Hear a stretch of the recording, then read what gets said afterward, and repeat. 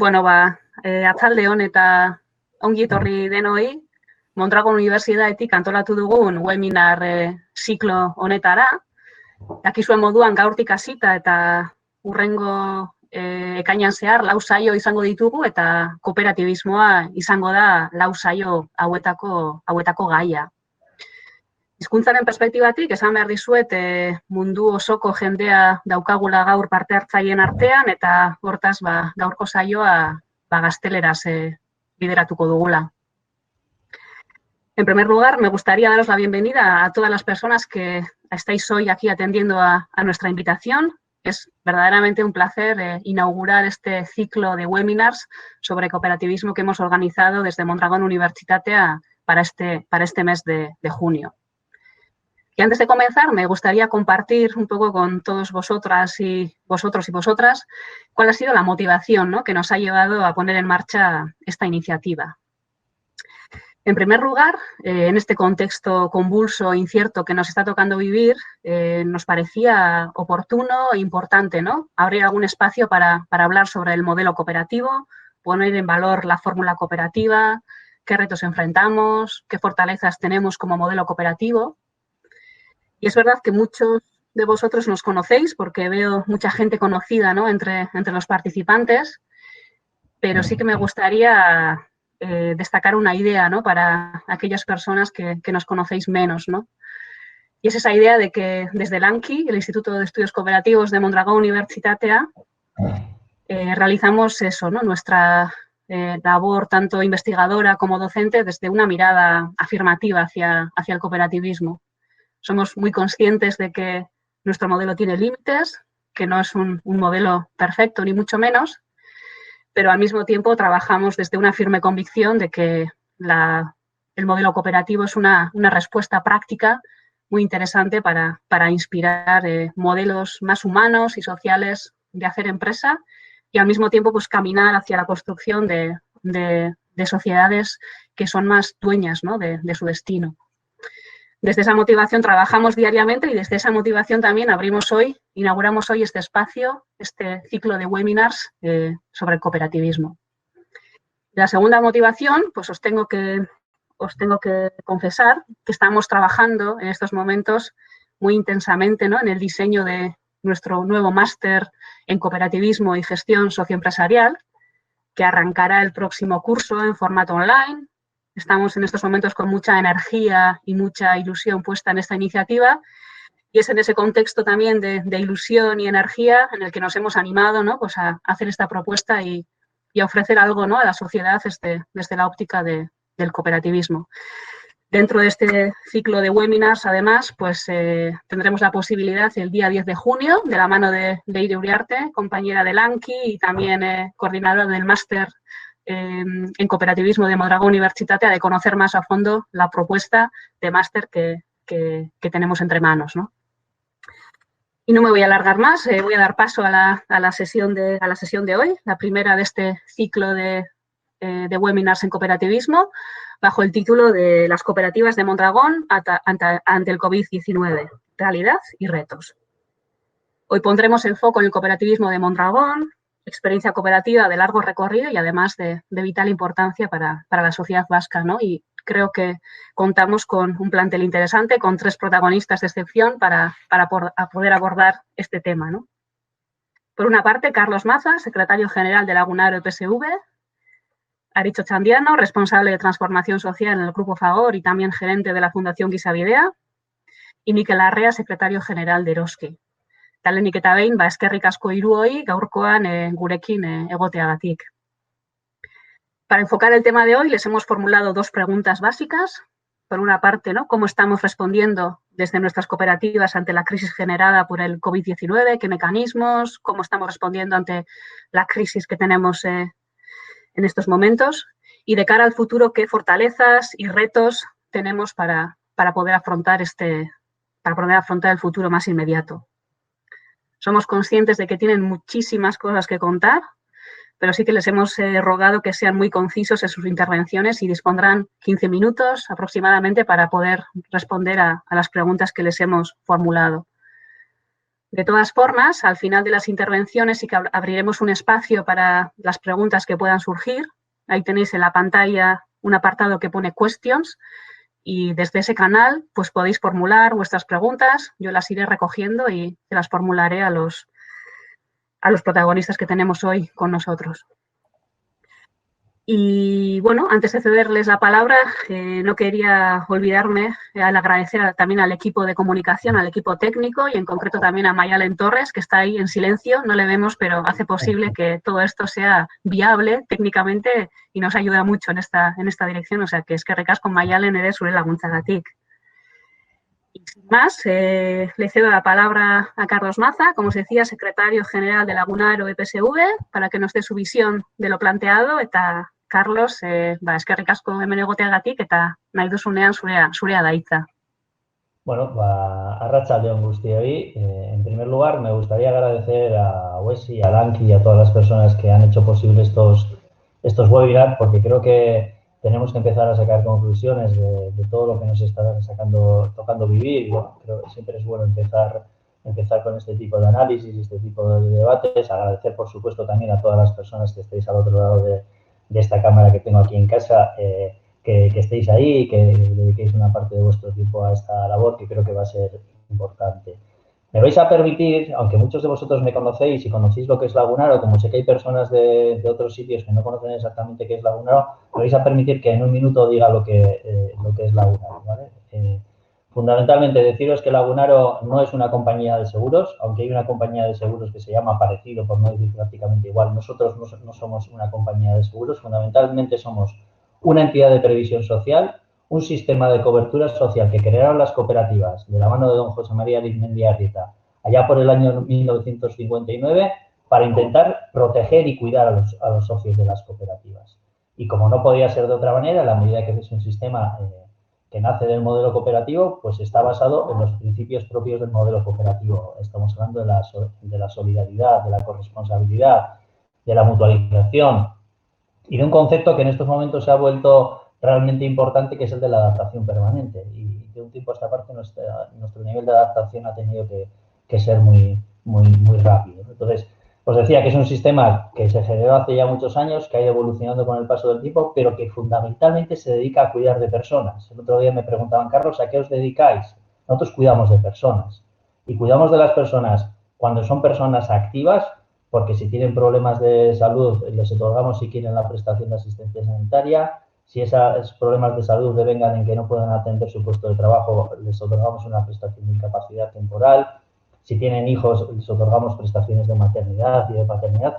Y sobre todo les otorgamos una prestación, que es la que quiero poner el énfasis en el día de hoy, porque creo que es la que una vez más se pone en valor en contextos de crisis, como es la prestación de ayuda al empleo. Que cuidamos de las personas en contextos en los que pueda haber falta de empleo en sus cooperativas. Y este cuidar de las personas lo hacemos cuando son activos, que es esto que os acabo de contar, y lo hacemos cuando son pasivos, porque lo que fundamentalmente hacemos es pagarles una pensión, bien de jubilación, bien de incapacidad permanente, o en el caso del fallecimiento del mutualista o de la mutualista, a través del pago de una prestación de viudedad a sus derechohabientes, ¿vale? Luego, de alguna manera, ya veis, tenemos la suerte de gestionar una entidad que cuida de personas.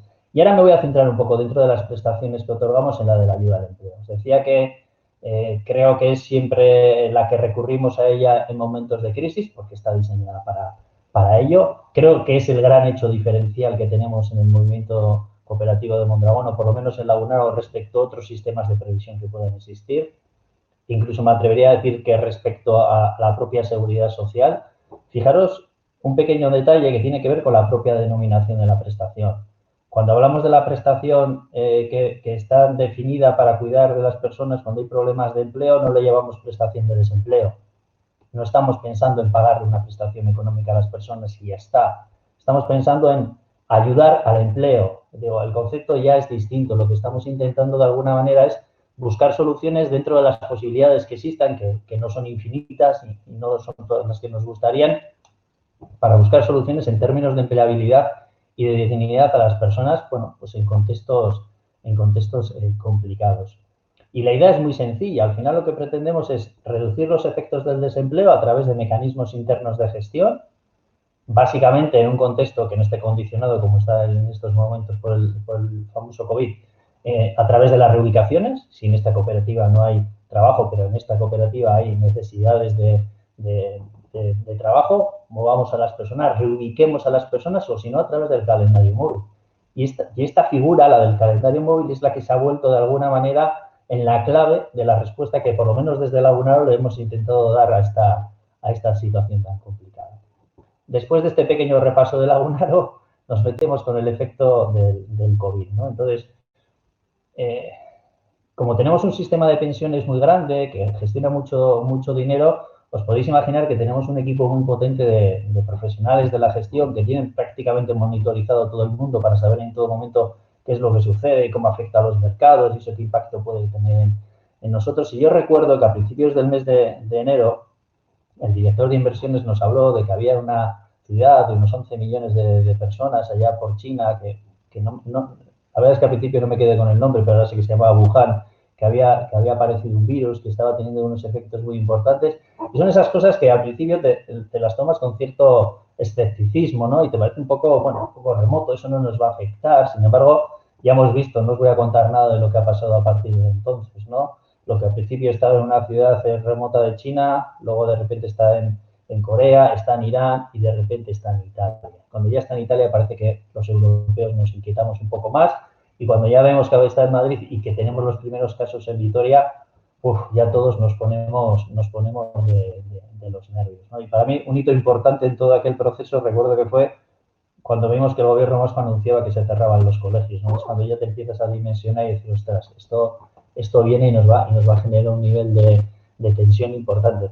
Y no hay peor cosa para una entidad de previsión como nosotros que la incertidumbre. Y es verdad que en este momento estábamos haciendo frente a una situación totalmente desconocida, totalmente extraordinaria, sin parangón en la historia.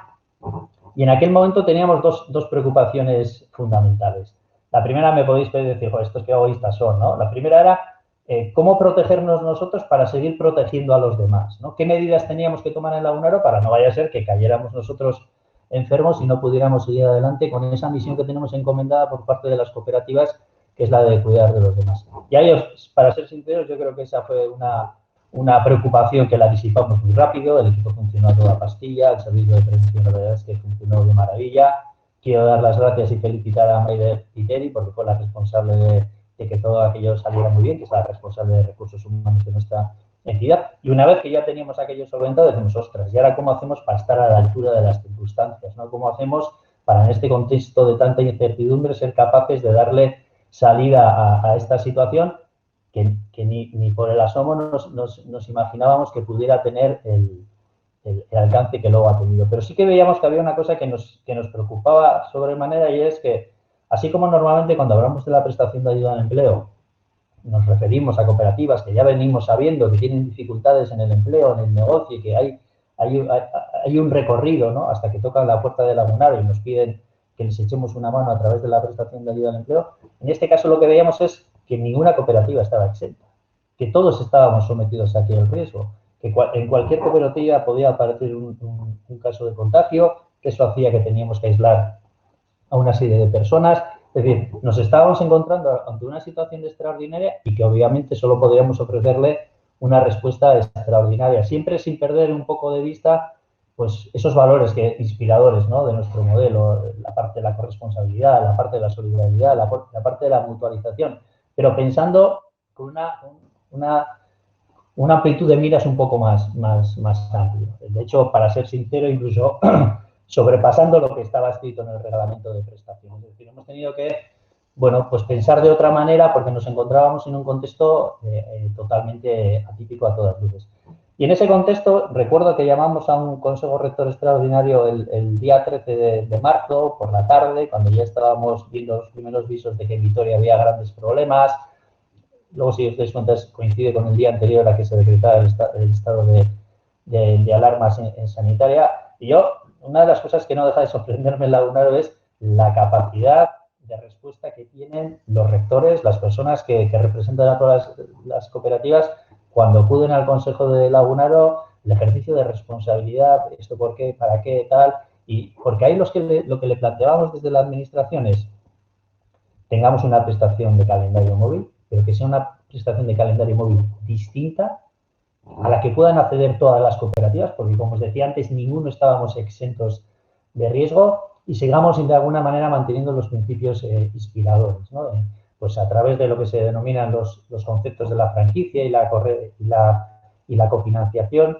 Y un poco para los que no conozcáis qué es el calendario móvil, así por decirlo en dos palabras, aunque los más técnicos me dirían que algunas cosas habría que precisar más, al final consiste en decir, oye, durante un periodo de tiempo determinado, que suelen ser 6 meses, no tenemos trabajo. Perdemos determinado número de horas de trabajo. Vamos a ver qué sucede en los 6 siguientes meses. Vamos a ver si en los 6 siguientes meses se me incrementa la actividad de trabajo de tal manera que incluso puedo recuperar algunas de las horas perdidas, o vamos a ver si efectivamente no recupero ninguna o solo recupero parcialmente las horas perdidas. Y todas aquellas horas que no se hayan recuperado, Lagunaro las va a pagar. Las va a pagar como desempleo efectivo. Aquellas personas que hayan dejado de ir a trabajar durante un determinado número de horas por el contexto que tenga que ver con el trabajo, Lagunaro las va a pagar como desempleo efectivo. Luego es una manera de darle una protección a las personas que puedan verse afectadas por problemas de empleo. Que en este caso no es un problema de empleo que sea innato de la cooperativa, del sector, de la estrategia empresarial que haya seguido, sino que podría ser un problema de empleo a cualquier nivel, desde que tú sigues trabajando, pero de repente la cadena de suministro se ha cortado porque tu proveedor está contagiado y no puede suministrarte, o el cliente al que le estabas vendiendo te ha dicho que no le mandes más, ¿no? Por eso creíamos que era importante que todas las cooperativas pudieran acceder a esta figura a través del calendario móvil específico que nosotros llamamos calendario móvil COVID-19, ya veis que muy originales tampoco fuimos, porque de alguna manera lo que estábamos buscando era reducir los efectos del desempleo a través de este tipo de mecanismos internos de gestión, flexibilizando, incluso abriendo un poco más allá de lo que dicen los propios reglamentos. En todo caso, ahora iremos a la Asamblea General y propondremos a la Asamblea General la ratificación de esta medida extraordinaria. Para que valoremos de alguna manera la efectividad de la medida, deciros que en Lagunaro están asociadas en torno a 123 cooperativas y 61 cooperativas de ellas han solicitado esta prestación.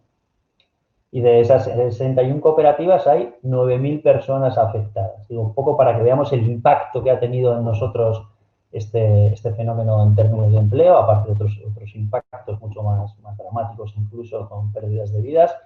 Para que os hagáis una idea, hasta el mes de abril las cooperativas habían perdido, estas 61 cooperativas habían dejado de trabajar, el 34% de sus horas teóricas de trabajo.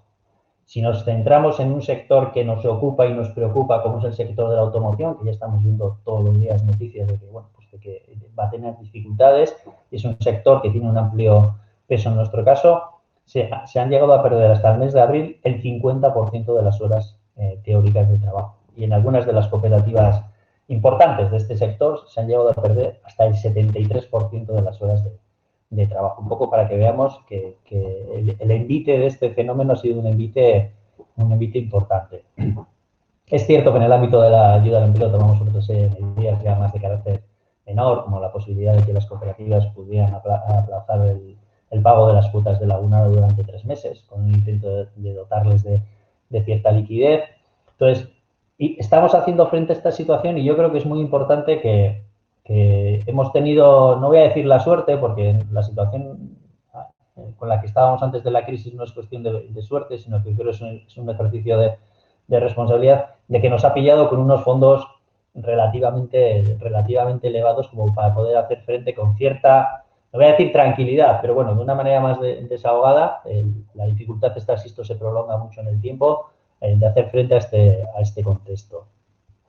Si algo aprendimos de la crisis del año 2013 con la entrada en situación concursal de favor electrodomésticos es que todo lo que tiene que ver con la prestación de ayuda al empleo tienes que intentar tener siempre un músculo financiero suficiente para la siguiente crisis, ¿vale? Y por desgracia la siguiente crisis la tenemos encima de la mesa. Yo, un poco por responder a las preguntas que nos formulaba antes Ainara o las pautas que nos daba, más allá de las medidas que hemos tomado en Lagunaro, que luego hemos tomado otras medidas en el ámbito de la asistencia sanitaria, cubriendo las propias pruebas diagnósticas del COVID, que hasta las fechas no las cubríamos, pero porque tampoco existía este virus, ¿no? Yo sí que creo que merece resaltar, más allá de lo que os he dicho de Lagunaro, las medidas y sobre todo la reacción por parte de las cooperativas, ¿no? Yo todavía se me ponen los pelos de punta cuando veo la reacción tan rápida y contundente de las cooperativas, fundamentalmente las cooperativas del ámbito industrial, que hay además determinados ámbitos en los que están muy acostumbrados, ¿no? En tomar decisiones de adecuación de calendario, de vacaciones y sobre todo lo que más nos ha llamado la atención este año es de ajuste de los anticipos de consumo, de los salarios, ajustes significativos en algunos de los casos, con más de 20 puntos en el paso del mes de abril al mes de marzo, perdón, al mes de abril, una reducción de 20 puntos porcentuales del salario son reducciones importantes, pero y ha habido varias y también ha habido de 10 puntos y de 15 puntos para que nos hagamos de alguna manera eco de cuáles han sido las medidas de ajuste que se han tomado en las cooperativas.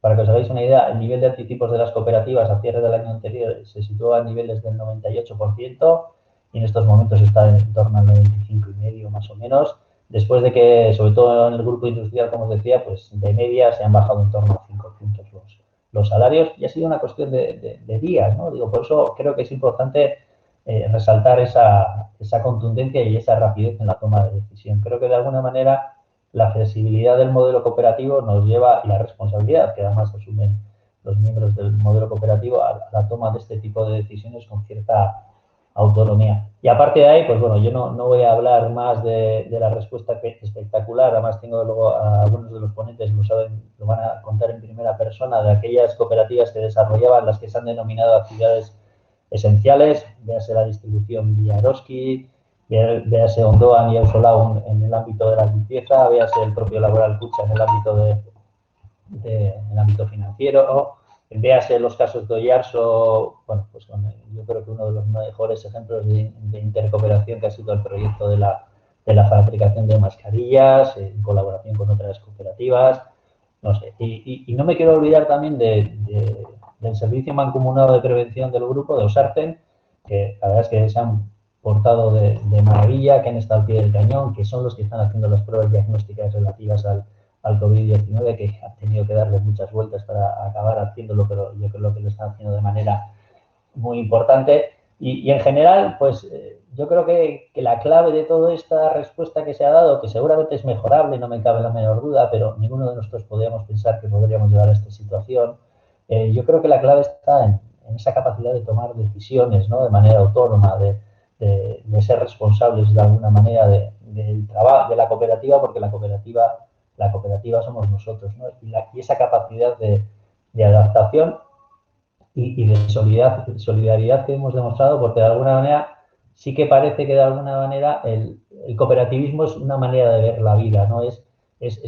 Tiene un ADN distinto que nos permite incluso en las situaciones así más complicadas como esta que nos está tocando vivir, pues sacar lo mejor de nosotros. No, con esto no quiero decir que no suceda en otro tipo de empresas, pero creo que ha habido muchos ejemplos en esta crisis, o está habiendo muchos ejemplos, como para demostrar que el cooperativismo es un modelo válido y que tiene grandes fortalezas para hacer frente a este tipo de situaciones. Y para acabar, no me quiero olvidar de los amigos de Mundukide, porque el otro día tuvimos la oportunidad de charlar con ellos y uno de ellos se nos conectaba desde Sao Paulo y nos contaba su propia realidad y en esos momentos te das cuenta de que, joder, qué importante es estar allá donde nos necesitan, ¿no? A través de Mundukide, a través de donde sea, también incluso las necesidades que hay en nuestro entorno más cercano, y creo que las cooperativas también han estado cerca de los necesitados, y tanto el Mundukide como el Oski con donaciones, el propio Solagon, y creo que eso es muy importante y lo tenemos que poner en valor. Tenemos que aprender muchas cosas, tenemos que sacar conclusiones de mejora, pero hay que poner también en valor todo lo que hemos hecho, que creo que ha sido bastante. Me pasa un poco de los 15 minutos, como suele ser habitual. No sé si Inara me echará la bronca.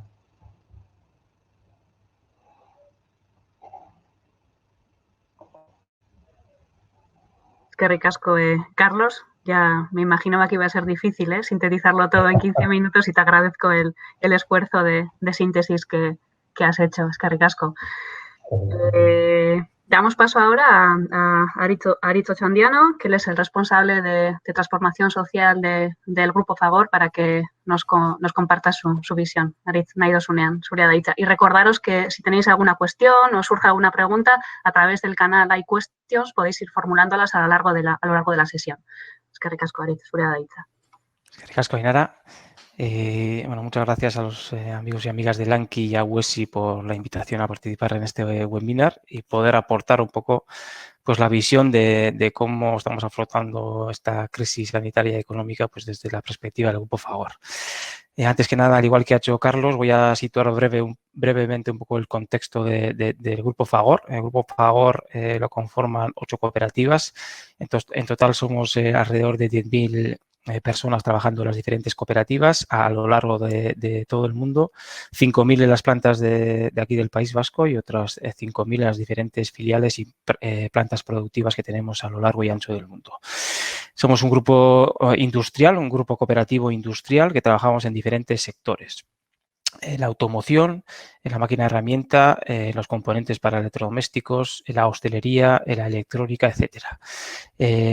Somos un grupo industrial que tiene una importante exposición al sector de la automoción y tal y como ha dicho antes Carlos, pues el de la automoción junto a al sector de la hostelería, sobre todo debido al impacto que ha tenido en el turismo esta pandemia, pues son 2 de los sectores que más afectados se están viendo en esta crisis, ¿no? Bueno, en nuestro caso, los primeros impactos del COVID surgieron en nuestras plantas de China. Tenemos varias cooperativas de Fagor, tienen plantas en China y fueron las primeras afectadas por esta pandemia. La verdad es que en ese momento, básicamente en nuestras plantas de aquí, lo que teníamos era problemas en la cadena de suministro, ¿no? Y eso dificultaba en algunas actividades pues, el seguir produciendo con normalidad. Pero la verdad es que no pensábamos que aquello que se había iniciado en Wuhan, ¿no? en la ciudad china, pudiese llegar hasta aquí con la magnitud con la que ha llegado y tuviese el impacto que pues, ha terminado teniendo, ¿no? Es verdad que, bueno, en general en el mundo de las cooperativas bueno, fuimos de los primeros que empezamos a adoptar medidas de prevención sanitaria antes de la declaración del estado de alarma. Empezamos a trasladar todas las reuniones presenciales a vía telemática, a establecer protocolos para garantizar que las personas que accedían a nuestras instalaciones viniendo de otros países pues cumplieran con ciertos requisitos para proteger la salud de nuestras personas. Pero la verdad es que era difícil, ¿no? Resultaba difícil imaginar que poco tiempo después estaríamos todos encerrados en casa, ¿no? O sea, ha sido una realidad que yo creo que a la mayoría nos ha pillado bastante por sorpresa, ¿no? La magnitud de lo que nos ha tocado vivir. Un poco por resumir cuáles son las 4 principales medidas que hemos tomado para afrontar un poco la crisis sanitaria y económica del COVID. Empezaría por señalar que la prioridad número 1 ha sido priorizar la salud de nuestras personas y ahí, tal y como ha dicho Carlos, pues agradecer la labor de la cooperativa Osarten porque ha ayudado a las cooperativas a establecer y a definir todos los protocolos necesarios para poder garantizar la salud de nuestros trabajadores. Empezamos, como decía, antes de la declaración del estado de alarma y hemos aprovechado las semanas que la actividad industrial productiva ha estado prácticamente parada para preparar el escenario posterior a la vuelta a la actividad productiva, ¿no? Hemos adecuado nuestras instalaciones productivas para tratar de mantener las distancias pertinentes. Nos hemos equipado de las EPIs necesarias también para garantizar en ese sentido pues, la salud de nuestras personas. Esa ha sido la primera prioridad. El segundo elemento que destacaría en el caso de las cooperativas de Fagor ha sido que, bueno, hemos hecho un esfuerzo, todas las cooperativas han hecho un esfuerzo para tratar de ayudar en la gestión y en hacer frente a esta pandemia y tenemos ejemplos como, por ejemplo, antes ha citado también Carlos que Oyarso ha comprado máquinas para poder fabricar mascarillas para los hospitales, para las cooperativas y para allí donde hubiese necesidades, pues esas máquinas que está utilizando Oyarso para fabricar esas mascarillas provienen de una cooperativa del grupo Fagor que se llama Mondragón Assembly. Otras cooperativas como Fagor Electrónica pues han participado en la producción de respiradores que tanta falta hacía pues, en los momentos más intensos de la pandemia, y otras cooperativas más pequeñitas que también están en la órbita del grupo Fagor, como Fagor Healthcare, pues también han hecho un esfuerzo importante para tratar de fabricar diferentes EPIs para suministrar al personal sanitario que estaba luchando pues, en primera línea del frente contra el coronavirus.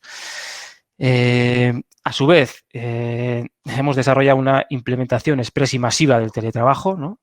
Pues el teletrabajo era una realidad del que ya se venía hablando y en el que todas las cooperativas estábamos de alguna forma reflexionando pues qué medidas se podían adoptar de cara a futuro, ¿no? Antes del impacto del COVID, para tratar de conciliar la vida laboral y familiar, y la llegada de este virus pues, nos ha obligado a implementar de forma express y masiva el teletrabajo para poder mantener la actividad y también para poder conciliar la actividad laboral y la familiar en un contexto en el que pues, aquellas familias que tienen niños pequeños pues tienen una dificultad extra pues, para conciliar la vida familiar y el trabajo, ¿no? Y por último, hemos tenido que adoptar también medidas económicas drásticas, ¿no? Para hacer frente a la brutal caída de la demanda que hemos tenido, sobre todo en algunas cooperativas, básicamente las más expuestas al sector de la automoción y a la hostelería, y para poder garantizar la liquidez de las cooperativas y no quedarse sin líquido, ¿no? Sin dinero líquido. En ese sentido, pues las principales medidas económicas han sido, por una parte, reducir gastos, todo el gasto no necesario se ha reducido, nos hemos bajado los anticipos, como antes ha mencionado Carlos, en nuestro caso más o menos una media en el conjunto del grupo de más de 5 puntos, alrededor de 6-7 puntos. Hemos adelantado las vacaciones también, cuando bajo el estado de alarma se decretó la paralización total de la actividad productiva, quitando las actividades esenciales. Aprovechamos ese periodo que era anterior a las vacaciones de Semana Santa para adelantar esas vacaciones. Estamos aplicando masivamente calendarios móviles a la baja, tal y como ha señalado Carlos, de la mano de Lagunaro, que es uno de los principales mecanismos para adecuar el trabajo societario a este contexto de baja demanda, y también en el caso de los trabajadores por cuenta ajena, a través de los mecanismos que han puesto en marcha las administraciones públicas, pues también hemos aplicado ERTEs en las diferentes cooperativas. Bueno, eso es un poco en lo que hemos hecho para hacer frente a corto plazo un poco a esta situación de crisis sanitaria y económica, y mirando un poco ya más a largo plazo, mirando al futuro, ¿no? Lo que destacaría es que vivimos una época de tremenda incertidumbre. Nadie sabe con seguridad cuál va a ser la evolución de esta crisis sanitaria y, consecuentemente, de la crisis económica. De todas formas, yo que tengo la percepción de que antes o después la crisis generada por el COVID-19 pasará, nos costará más o menos, pero la vacuna o las soluciones terapéuticas llegarán y más o menos podremos volver a normalizar la vida anterior al COVID-19, ¿no? La recuperación de la actividad económica no sé si será en V, en W, en U o en L. Tengo la percepción de que será desigual en las diferentes partes del mundo. Según lo que estamos viendo ahora, la recuperación va a ser mayor y más rápida en el continente asiático, fundamentalmente en China, y seguramente en el contexto europeo pues no va a ser una salida en V y nos va a costar más recuperar la actividad previa a esta crisis. En cualquier caso, yo soy de la opinión de que más allá del COVID-19 tenemos otras crisis de mucha mayor envergadura acechando, entre los cuales destacaría el cambio climático, que van a tener una afección no igual a corto plazo, pero sí a medio plazo, muy relevante en todos los ámbitos de la vida, tanto en el ámbito social, medioambiental, pero también en el ámbito económico. en cierto sentido, y hablando un poco ya de la automoción, ¿no? Que es uno de los sectores más afectados en esta crisis y en la que operan pues, una parte relevante de las cooperativas de Fagor, la automoción estaba viviendo ya una especie de un proceso de transformación, ¿no? Que yo resumiría en tres transiciones fundamentales. Por una parte, de los coches basados en los combustibles fósiles y en el motor de combustión hacia el coche eléctrico basado en baterías. La segunda gran transición era del coche analógico al coche digital conectado y autónomo. Y el tercer cambio, la tercera tendencia, diría que era del coche en propiedad al pago por uso, ¿no? Entonces, ahí la pregunta es, esta crisis del COVID-19, ¿cómo va a afectar a esas transformaciones que ya se estaban produciendo y cómo va a afectar a los nuevos retos que están por venir, ¿no? En ese sentido, y viendo un poco los mensajes que llegan desde Europa, ¿no? Un poco los debates que está habiendo ahora en el seno de la Comisión Europea para ver un poco qué orientación hay que darle a la recuperación económica, ¿no? Parece que el Fondo de Reconstrucción, que se está queriendo articular en Europa, parece que hay una voluntad política clara de orientarlo para acelerar la agenda europea, ¿no? Las prioridades principales de la agenda europea, que son básicamente dos, ¿no? El primero es el Pacto Verde Europeo, firmado por todos los estados de la Unión Europea, que compromete a los estados a alcanzar la neutralidad climática para 2050, con todas las implicaciones económicas, sociales, medioambientales que este reto tiene, y por otra parte la transformación digital de la economía, ¿no? Pues bueno, ahora esta crisis nos ha pillado a las cooperativas en pleno proceso de reflexión estratégica, ¿no? Entonces, bueno, tendremos que evaluar no solo el impacto a corto que está teniendo el COVID, sino más a medio largo plazo esto que estamos viviendo y la respuesta que se le está dando a esto que estamos viviendo, pues qué cambios de mayor calado, más estructurales, va a acelerar pues en los diferentes sectores que estamos operando, ¿no? Y por último, destacaría pues para poder hacer frente al nuevo contexto que se avecina, ¿no? Que yo anticipo que va a ser un contexto de mucha volatilidad, de mucha incertidumbre y de bastante inestabilidad. Yo destacaría, al igual que ha hecho Carlos, la mayor fortaleza que tenemos las cooperativas es nuestra resiliencia, ¿no? Esa capacidad de adaptación a las diferentes circunstancias que nos toca afrontar. Creo que es una fortaleza que viene de nuestro propio modelo, ¿no? Y de nuestros valores. El hecho de que seamos a la vez trabajadores de la cooperativa y propietarios de la empresa, pues nos hace actuar con mayor corresponsabilidad hacia el proyecto colectivo, ¿no? Porque somos parte de un proyecto colectivo que no nació con nosotros y que tiene que perdurar para seguir estando al servicio de las generaciones futuras, ¿no? Esa idea de legado que está presente en el cooperativismo y en las empresas cooperativas, ¿no? Es lo que de alguna forma, nos compromete más allá con las personas que en este momento determinado forman parte de la propia cooperativa, nos compromete también con las futuras generaciones, ¿no? Es de alguna forma un compromiso intergeneracional que nos obliga a ser tremendamente responsables y a adoptar las medidas que en cada momento sean necesarias para adecuarnos al contexto que en cada momento nos toca vivir. Y aquí terminaría un poco mi exposición.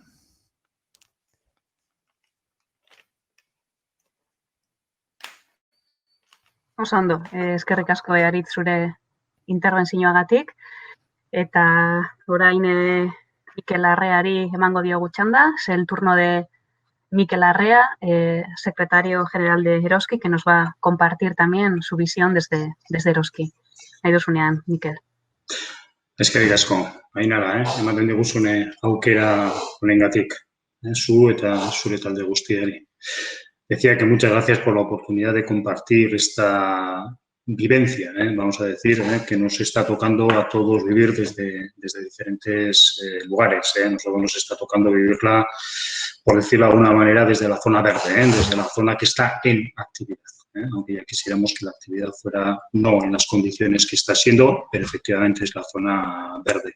No en toda nuestra actividad es zona verde, por aquello de dar un poquito de contexto a lo que es Eroski. Eroski es básicamente un distribuidor alimentario y, por lo tanto, en esa parte, que es la que hablaremos ahora, la actividad se ha incrementado y hemos tenido que dar respuestas, como veremos ahora, a retos nuevos, pero existe todo otro mundo dentro de Eroski, como pueden ser las agencias de viajes, que lógicamente han dejado de tener actividad desde el minuto 1, las tiendas de deporte a través de Forum, que lógicamente tenían que estar también cerradas, incluso dentro de los hipermercados, todas las secciones no alimentarias, que no eran productos esenciales, han tenido que mantener cerradas, o las gasolineras, que han estado al 15% de su actividad, lógicamente porque no había actividad.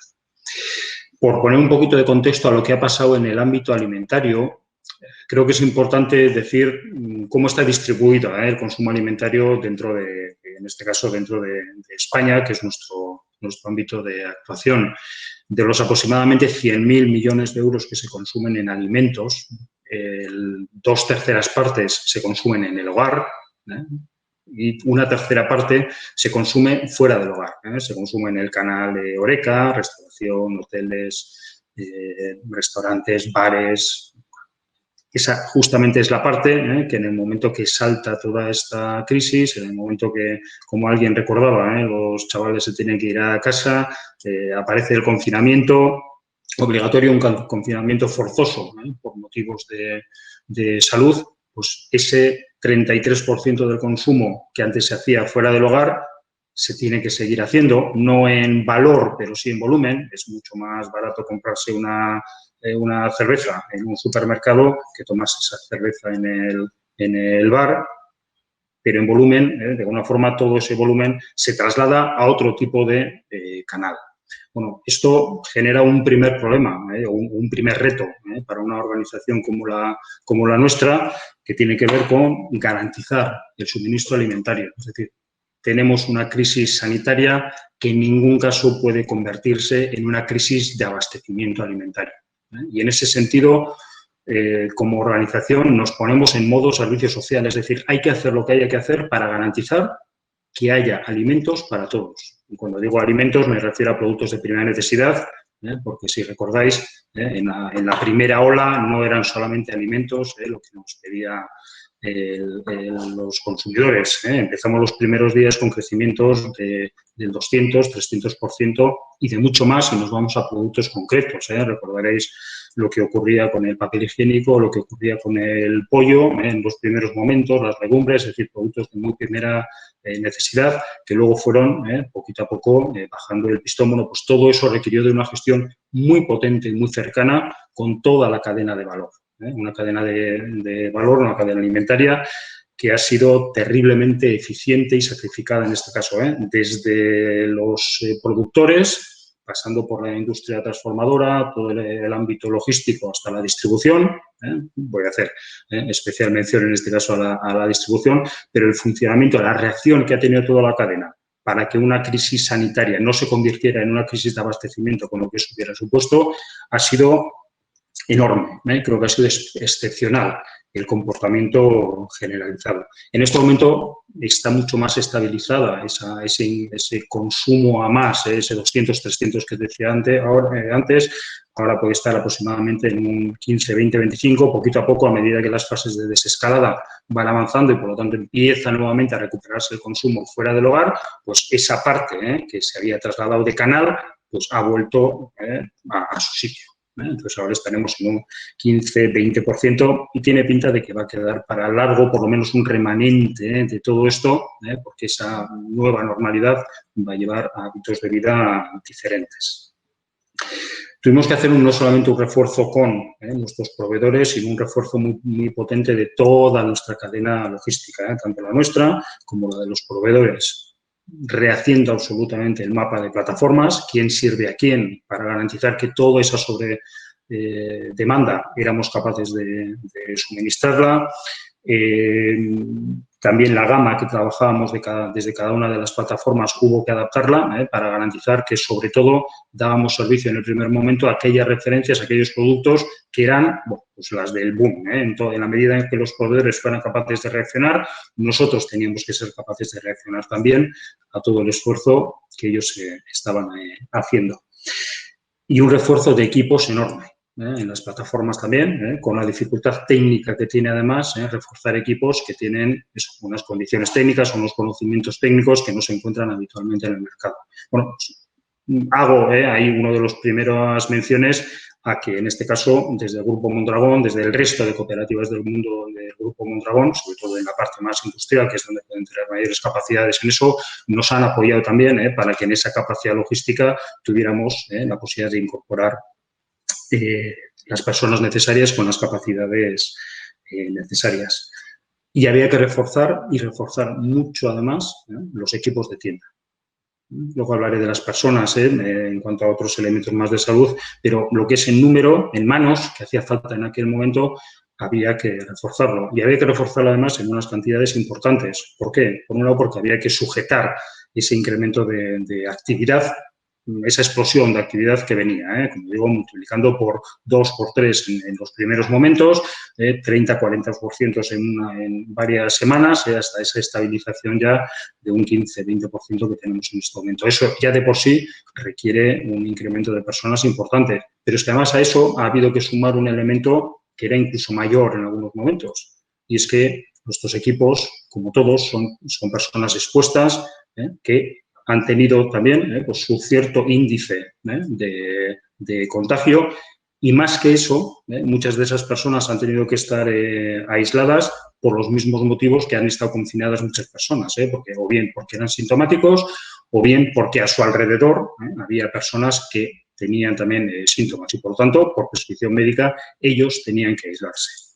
Bueno, podemos decir que aproximadamente ha habido en la punta, hemos tenido más de 1.500 personas que no podían venir a trabajar, no porque fueran realmente, porque estuvieran enfermas, sino porque o eran sintomáticas, sospechosos, por lo tanto, de que estuvieran enfermas, o a su alrededor había unas condiciones que obligaban a que estuvieran confinados. Estamos hablando, insisto, de más de 1.500 personas. El índice de incidencia real dentro de Eroski no ha sido superior, ha sido muy parecido al de la población general, curiosamente, aproximadamente un 0,6% de personas han sido positivas en COVID, muy similar a la evolución que ha ido teniendo la población en general.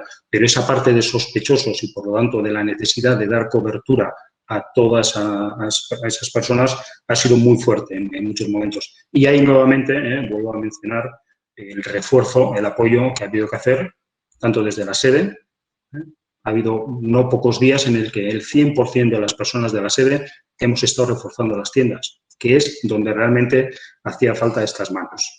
Encima han coincidido con varias festividades, bien por Semana Santa, el 1 de mayo, etcétera, etcétera, que han requerido más esfuerzo porque había puntos de venta importantes por la generación de festivos. Bueno, 100% de la sede, no pocos días en las tiendas, y la sede, de hecho, ha estado durante prácticamente todo este confinamiento al 25%. De presencia. Ha habido un 15% aproximadamente que han estado teletrabajando o han estado dispersos porque son equipos muy críticos, y ha habido prácticamente la mitad de la sede ha estado apoyando a las tiendas hasta todavía hay bastantes personas que lo están haciendo y se irán incorporando a lo largo de este mes de junio. Es decir, ha habido un apoyo muy importante por parte de las personas de dentro, pero también, vuelvo a mencionar, por parte de las cooperativas. Solagun nos ha echado una mano muy importante también, igual que otras cooperativas, y lógicamente también las personas que tanto de viajes como de Forum podían incorporarse a hacer actividad dentro de esa otra actividad que tiene Eroski. Y había otra fuente de actividad que también estalló, que es todo el mundo online. Un mundo que en el online de la alimentación es un mundo que va muy al trantrán. Aproximadamente antes del COVID nosotros podíamos estar hablando de un 1%, 1 y poco por ciento de nuestras ventas eran en el canal online, y éramos unos privilegiados, estábamos por encima de la media de la distribución española. Bueno, pues ese 1% se ha multiplicado, hemos tenido que multiplicar en visitas, multiplicamos los primeros días aproximadamente por 11, es decir, era absolutamente imposible que fuéramos capaces de atender a la demanda que se estaba requiriendo. La gente confinada, gente con miedo, sobre todo personas mayores, personas vulnerables. El mundo online ha sido una salida para muchos de ellos. Y en el mundo de la alimentación no hay excesivas alternativas. Los Amazon y compañía no dan un servicio online de alimentación porque pierden muchísimo dinero. Bueno, en esto también nos ponemos todos en modo servicio social. La alimentación online no es rentable, prácticamente para nadie es rentable, pero había que soportar, darse respuesta a una actividad que era fruto de una necesidad real. Para que os hagáis una idea, insisto, hemos multiplicado por 11 la demanda en muchos momentos. Han estado más de 700 personas incorporadas a preparar en tiendas pedidos para dar servicio y hemos multiplicado el nivel de venta por 4. El por 11, que es lo que nos estaban pidiendo, fue en momentos puntuales. Terminamos siendo capaces de dar servicio multiplicado por 4 a lo que era lo original que traíamos. Desde 2 modelos bien diferentes, Eroski Online, lo que sería la zona norte, con un apoyo muy fuerte en tiendas, que es donde se preparan los pedidos para servir a casa, un modelo muy flexible que permite preparar más en cada uno de ellos, o el modelo en Capravo, que es una dark store, un almacén dedicado exclusivamente a eso, que demuestra en una situación de estas que aunque es capaz de crecer algo, no tiene flexibilidad. Y por lo tanto es sobre todo en este entorno donde hemos sido capaces de responder mejor a una demanda brutal, sinceramente, brutal. Bueno, pues estos son los ámbitos que han hecho crecer nuestra actividad, pero lo hemos tenido que hacer en unas condiciones bastante complicadas, básicamente por la necesidad de garantizar la salud de las personas. Necesitábamos garantizar que la tienda, que durante este periodo se ha convertido para muchas personas en el centro social prácticamente, porque era el único ámbito en el que podía socializar, aunque fuera desde 2 metros, pero podía saludar al vecino o a la vecina. Bueno, ese entorno tenía que ser un entorno seguro tanto para las personas trabajadoras como para los clientes. Y no ha sido para nada fácil. Ha sido una carrera de obstáculos desde el minuto 1. Creo que todos, digo Eroski, pero creo que todos perdimos algo de tiempo al principio porque había una cierta expectativa de que desde una gestión centralizada desde la administración se iba a facilitar la consecución o la captación de los EPIs necesarios para las personas. Bueno, eso se vio muy rápido al cabo de una semana que no iba a ser así y de hecho se ha demostrado que no podía ser así y por lo tanto empezamos todos a la aventura de buscarnos la vida y después de hacer un periplo como habremos hecho todos por China, de donde seguimos trayendo mascarillas y otra serie de productos que no hay en otras partes, pues hemos tenido la suerte también de poder tener a nuestro alrededor una cooperativa como Vexen, de Oyarso, capaz de darle una vuelta a esta situación y tenemos un acuerdo con ellos muy potente para seguir suministrándonos mascarillas que nosotros podamos utilizar tanto internamente como para dar servicio a los clientes, que como sabéis en este momento su uso es obligatorio. Ha sido un enorme esfuerzo, tanto físico como mental de las personas. Desde el minuto uno, y creo que eso hay que destacarlo, la gente se ha sobrepuesto al miedo, insisto, en ponernos en servicio social y, lógicamente, solicitando una serie de garantías que tienen que ver con la distancia social, que tiene que ver con las mamparas, tiene que ver con los guantes, con los geles, con las máscaras faciales, es decir, todo eso. Pero a pesar de eso, se enfrentan todos los días a aproximadamente 1 millón de personas que entran en nuestras tiendas de todo tipo y condición. Bueno, pues las personas tenemos que ser capaces de gestionar nuestros miedos y creo que en este caso se ha hecho de forma excelente. Se ha hecho y se ha hecho francamente bien. Y en la parte de medidas de protección para el cliente, pues otro pequeño viacrucis, básicamente por aquello de las normativas. La interpretación continua de las normativas pues no ha sido sencilla, pero creo que hemos sido capaces de dar respuesta a una necesidad también real, a través de geles, a través de los guantes y en muchos casos a través de generar, no solamente de que la tienda fuera un entorno seguro, sino de generar una percepción de seguridad, una sensación de seguridad por todo el resto de los elementos que hay alrededor. Refuerzo de limpieza, refuerzo de la seguridad, más de 2.700 personas incorporadas, tanto para ciertos refuerzos en tienda, como para la limpieza, como para la seguridad. Ha habido un esfuerzo muy fuerte que busca las dos cosas, que sea un entorno seguro, pero sobre todo que la sensación de seguridad sea real, que es la que permite a la gente acceder, insisto, al único punto donde se ha estado socializando durante este tiempo de forma segura. Y ha habido otro tercer punto que hemos tenido que gestionar, que tiene que ver con la solidaridad y la responsabilidad social. Por un lado, todos aquellos productores, sobre todo pequeños productores, que pierden su canal de distribución y, por lo tanto, pierden el único canal que tienen para vender sus productos. Bueno, ahí se ha hecho una labor, creo que muy buena, muy bien coordinada con el sector, con grandes empresas transformadoras y, sobre todo, con líderes como puede ser un Barreneche, que nos ha permitido en el mundo de la hortaliza aglutinar a muchos pequeños proveedores que se habían quedado, productores baserritarras que se habían quedado sin canal, o a Urtaico Aracay para todo el mundo de la carne, del cordero, sobre todo. Es decir, cooperativas que ya estaban trabajando con nosotros y que se han responsabilizado también de hacer de centralizador de las necesidades que tenía un sector que ha estado y sigue estando muy vapuleado. Pero no solamente la parte de los proveedores, sino que nos encontramos con que hay muchos colectivos vulnerables que necesitaban, además, en ese momento, un tratamiento especial. Desde ese mundo que decía antes del servicio online, ha habido incluso colectivos, imaginaos, las personas mayores no son el cliente preferente para un canal como es el online. Es decir, te mandaban un correo del hijo o quien fuera diciendo es que no sabemos cómo hacer esto, o están todos los huecos ocupados y necesitamos comer. Llevamos varios días sin tener capacidad de acceder a la tienda y si no podemos hacerlo online, tenemos un problema serio. Tuvimos que abrir canales específicos para atender a esas personas, a esos colectivos vulnerables que no tenían forma de acceder a, entre comillas, un mercado libre.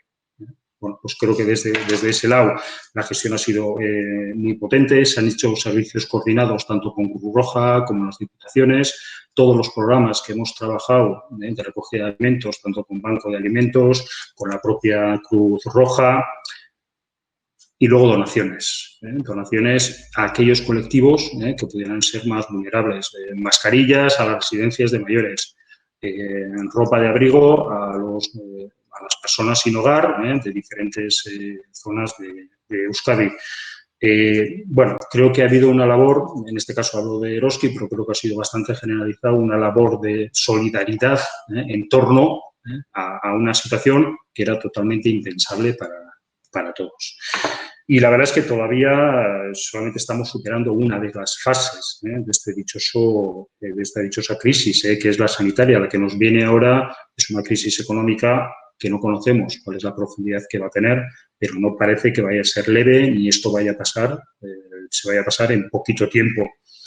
Creo que nos ha mostrado esta crisis la vulnerabilidad que tenemos todos como sociedad, pero también demuestra las fortalezas que tenemos y en este caso concreto la fortaleza que tiene el mundo cooperativo, la sensibilidad cooperativa, para abordar desde nuestra propia identidad algo que era totalmente novedoso.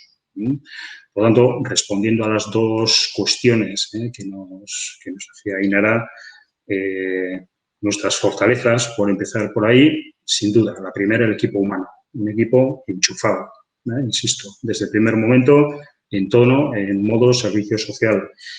Hay que estar preparados, las estructuras logísticas, estructuras online, tienen que estar preparadas, tanto las propias como las nuestras, y creo que eso ha sido una fortaleza. Los deberes estaban hechos desde el principio, y eso nos ha permitido apoyarnos en eso. Y la credibilidad, creo que es una fortaleza enorme, credibilidad ante los consumidores, credibilidad ante las administraciones, credibilidad ante la sociedad en general, que entiende que tú puedes abordar una situación de este tipo. Y retos quedan muchos, pues porque seguimos necesitando garantizar suministro, garantizarlo además en un entorno seguro e incluir además en todo eso elementos que hasta ahora parece que han pasado un poquito más por encima. Y es que el concepto de confort, el concepto de que hacer la compra tiene que seguir siendo algo cómodo y no con colas enormes todos los días. Nos ha tocado hacerlo con muy buen tiempo, pero si hay un rebrote nuevamente en octubre, noviembre, imaginaos esto con frío, lluvia, las colas fuera de las tiendas, hipermercados. Hay que darle una vuelta a todo eso para garantizar que en caso de que esto llegue nuevamente, seamos capaces de abordarlo de otra forma. Es decir, todo lo que son los protocolos de actuación y los aprendizajes de esta crisis, hay que trabajarlos y hay que trabajarlos con urgencia. Y que nadie se quede atrás. Solidaridad y responsabilidad social, sin duda.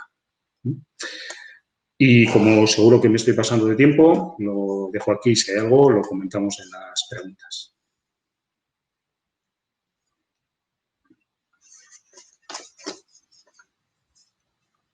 Ondo, eskerrik asko, Mikel, zure hitzengatik bai. Y os invito a subiros al escenario, a Aritz y a Carlos también, porque vamos a abrir una pequeña ronda de preguntas. No sé si vosotros también habéis tenido acceso. Bueno, tenemos algunos comentarios en la línea de sobre todo y poner en valor, ¿no? La rápida respuesta que se ha dado desde las cooperativas, como comentabais, ¿no? En la implementación de medidas, ¿no? Entes, ¿no? Para poder responder a esta crisis, la intercooperación practicada, la solidaridad, en definitiva eso, ¿no? Poner en valor esa capacidad de resiliencia que muestra muchas veces el modelo cooperativo ante crisis anteriores y también en esta ocasión. Y en esa línea sí que tenemos una pregunta, la fórmula Pío Aguirre, ¿no? Diciendo que, bueno, ¿no? Pues a ver si os parece que estos mecanismos, esta gestión tan ágil, tan eficaz y estos mecanismos tan eficientes, si llegan, ¿no? A los socios primero de nuestras cooperativas y después al resto de la sociedad, ¿no? Como modelo, el modelo cooperativo si llega también como modelo de referencia, como modelo positivo a la sociedad, ¿no? Eso es lo que nos formula Pío. ¿Qué os parece? ¿Llegamos a los cooperativistas? ¿Llegamos a la sociedad?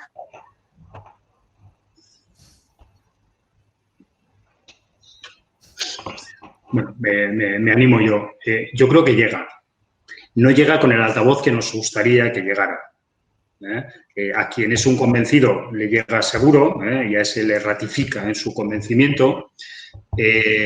A quien es más desconfiado, bueno, pues lo pasará por su filtro y le llega menos.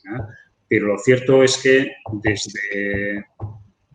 desde nuestros clientes, desde la sociedad en general, y ahora hablo en el caso de Eroski por lo menos, las muestras de agradecimiento que hemos recibido no se han recibido nunca. Cuando hay una cosa puntual, pues ocurre. Tantas como la que han ocurrido en este momento, un agradecimiento tan grande por la propia actividad, por el hecho de seguir desarrollando la actividad y por la forma en la que se ha desarrollado, sobre todo en la parte, insisto, de la sociedad, del sector primario, solidaridad con los más necesitados, etcétera, etcétera, se reconoce. Pero también digo lo primero, creo que debiéramos ser capaces de tener un altavoz mucho mayor para que llegara mucho más nítido el mensaje. Yo, siguiendo un poco con el discurso de Mikel, yo sí que creo que, igual no a todos, ¿no? Por lo menos a los que dentro de las cooperativas quieren llegarles el mensaje, no es que les llegue, es que lo ven, ¿no? Es que son ellos los protagonistas de las cosas que hacemos en las cooperativas, ¿no? Y es verdad que igual un poco respecto a la sociedad general y como modelo, pues igual no hemos tenido las mejores campañas de publicidad, ¿no? Por decirlo de alguna manera, ¿no? Pero sí creo que se están haciendo esfuerzos, tanto por parte de la corporación como por parte de la propia Confecop. Yo creo que están poniendo en valor, ¿no? Que a todos los foros a los que van, invitan a las administraciones, reivindican el papel de las cooperativas como elemento tractor de la economía y de la sociedad en la que nos movemos, ¿no? Queda mucho por hacer, efectivamente, pero pasito a pasito, ¿no? Es la fina lluvia que va calando. Yo añadiría, estoy de acuerdo con lo que han dicho Carlos y Mikel, añadiría igual que en el caso interno de los socios, conocerlo conoce porque lo viven, ¿no? luego si lo valoran, ¿no?, en positivo esta capacidad de adaptación, porque también tiene sus costes, a nadie le gusta que le bajen el anticipo, ¿no? Pero es una medida necesaria para adaptarse a estos contextos tan cambiantes, ¿no? Entonces, yo creo que hay un efecto también que nuestros socios están acostumbrados a esto que tenemos, ¿no? Entonces, siempre que es algo normal para ellos y cuando algo se convierte en normal, pues lo valoras menos, ¿no? Igual de lo que deberías de valorarlo, ¿no? Entonces, sí creo que tenemos internamente también la necesidad de poner en valor nuestro modelo, ¿no? De resaltar lo bueno, lo positivo, ¿no? Porque muchas veces, pues, se pone el acento en lo no tan bueno o en los costes que tiene también, pues, el ser parte del modelo cooperativo, ¿no? Y de cara a la sociedad, pues diría que coincido, ¿no? Yo creo que es cada vez más reconocido, ¿no?, el diferencial que tiene el modelo cooperativo, pero aún así yo creo que tenemos recorrido hasta que sea reconocido con la importancia que tiene en el desarrollo socioeconómico, en este caso del País Vasco, ¿no? Y hay que reconocer también que la comunicación en general, ¿no?, seguramente en el contexto de Eroski será diferente, pero no es nuestro fuerte, ¿no? No hemos destacado por ser buenos en la comunicación, o sea que parte de la culpa también será nuestra, seguramente.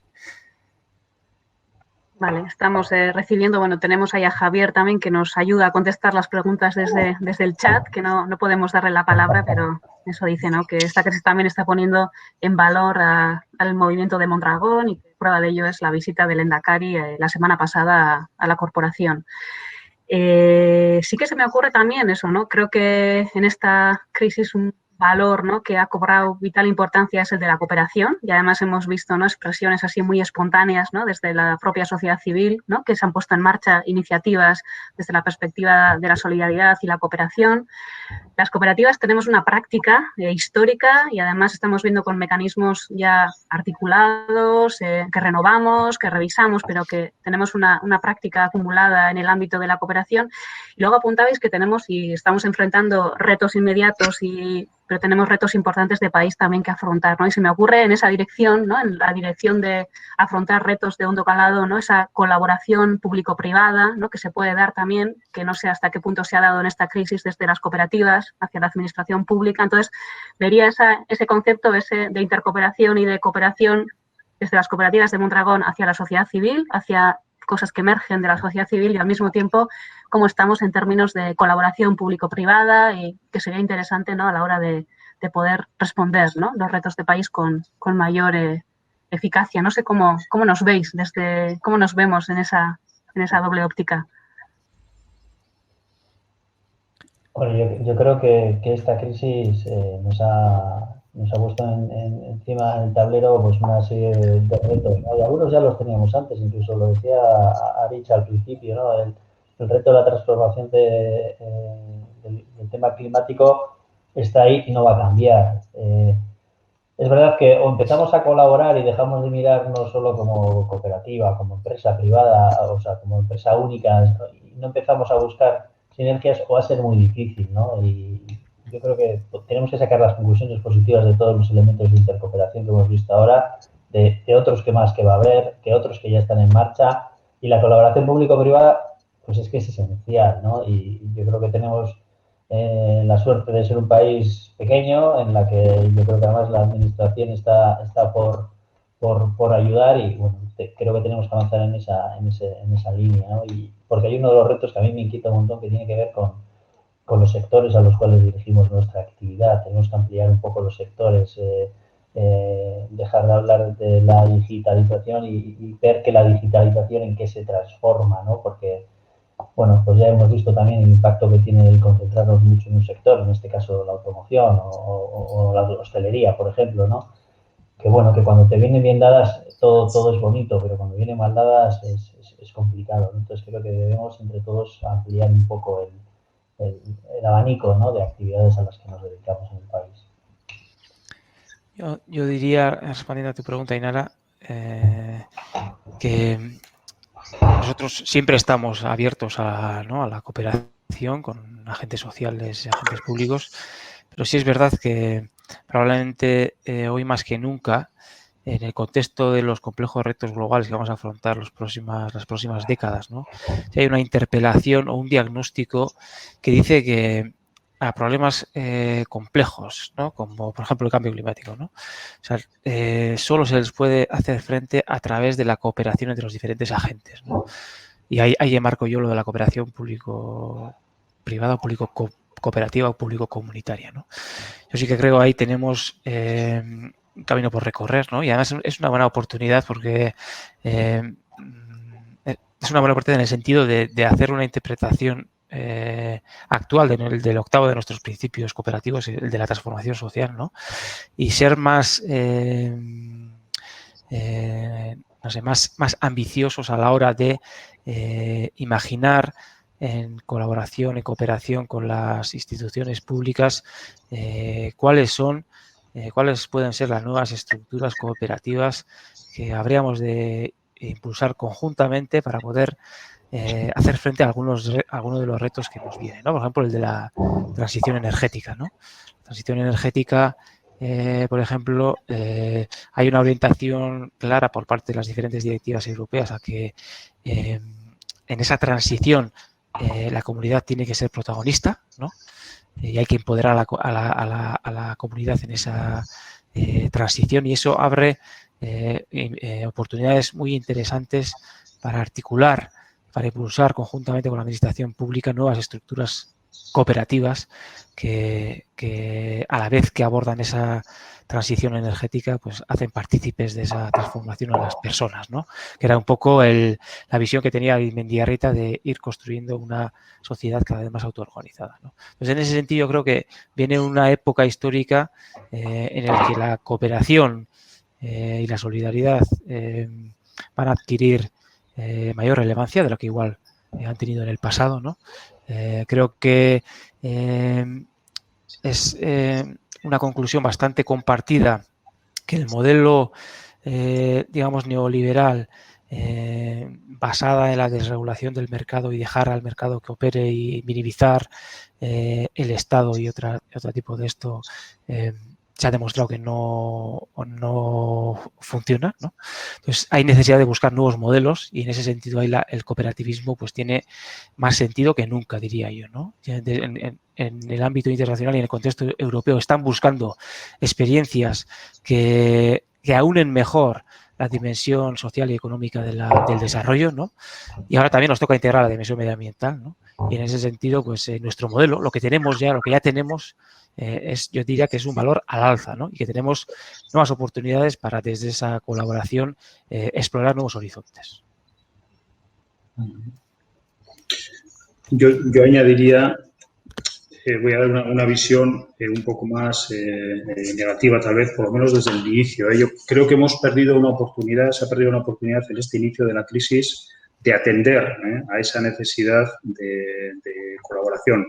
En general, en genérico, digo, hubo un ofrecimiento al inicio de esta crisis potente, creo que por parte del sector privado, para echar una mano y colaborar en las definiciones que eran necesarias abordar en una situación tan totalmente desconocida, con unas implicaciones tan grandes.